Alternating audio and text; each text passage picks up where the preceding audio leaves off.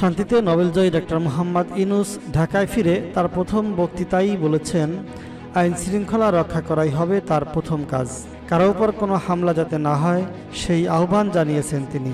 এর পাশাপাশি তিনি বলেছেন, আমার উপর আস্থা রাখুন। তিনি ছাত্র জনতার অভ্যুত্থানকে দ্বিতীয় স্বাধীনতা হিসেবে উল্লেখ করে বলেছেন, এই স্বাধীনতা আমাদের রক্ষা করতে হবে। আজ বৃহস্পতিবার বেলা 2:10 ফ্রান্সের রাজধানী প্যারিস থেকে ঢাকার হজরত শাহজালাল আন্তর্জাতিক বিমানবন্দরে ফেরেন ডক্টর ইউনূস। তাকে স্বাগত জানিয়েছেন সেনাবাহিনীর প্রধান জেনারেল ওয়াকারুজ্জামান। অন্য দুই বাহিনীর প্রধান, বৈষম্যবিরোধী ছাত্র আন্দোলনের সমন্বয়করা, সুশীল সমাজের প্রতিনিধিরা। এরপর তিনি বিমানবন্দরে অপেক্ষমাণ গণমাধ্যমের প্রতিনিধিদের সঙ্গে কথা বলেন।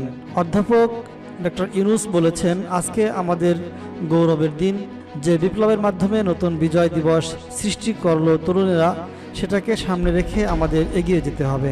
যারা এটা সম্ভব করেছে, যে তরুণ সমাজ, তাদের প্রতি আমি আমার কৃতজ্ঞতা জানাচ্ছি।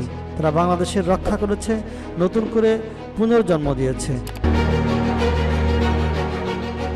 এ সময় ডক্টর ইউনূস আরও বলেছেন, আমার আবু সাঈদের কথা মনে পড়ছে।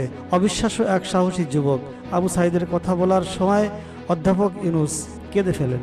অধ্যাপক ইউনূস শিক্ষার্থীদের উদ্দেশ্যে বলেন, এই স্বাধীনতাকে রক্ষা করতে হবে। প্রতিটি মানুষের কাছে এর সুফল পৌঁছে দিতে হবে। স্বাধীনতার অর্থ হলো দেশ তোমাদের হাতে। তোমাদের মনের মতো করে গড়তে পারো, পাল্টে ফেলতে পারো, পুরনোদের বাদ দাও। তোমাদের মধ্যে সৃজনশীলতা আছে, তাকে কাজে লাগাও। অধ্যাপক ইউনূস আরও বলেছেন, সরকার হয়ে উঠেছিল দমন নিপীড়নের একটি যন্ত্র। এটা সরকারের হতে পারে না। সরকারকে দেখে মানুষ উৎফুল্ল হবে। যে সরকার মানুষকে রক্ষা করবে। আমাদের সারা বাংলাদেশ একটি পরিবার।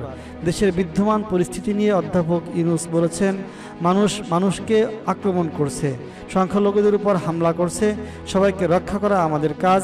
প্রতিটি মানুষ আমাদের ভাই। বিশৃঙ্খলা অগ্রগতির বড় শত্রু। আইন শৃঙ্খলা রক্ষা করা আমাদের প্রথম কাজ। ডক্টর ইউনূস বলেছেন, দেশবাসীর কাছে আবেদন, আপনারা যদি আমার উপর বিশ্বাস রাখেন, তবে দেশের কারো উপর হামলা হবে না। বিশৃঙ্খলা থেকে, সহিংসতা থেকে রক্ষা করুন। কোনো গোলযোগ যাতে না হয়, সেদিকে খেয়াল রাখতে হবে। এদিকে আজ রাত 8:30টায় নতুন অন্তর্বর্তীকালীন সরকারের শপথ হবে বলে জানা গিয়েছে।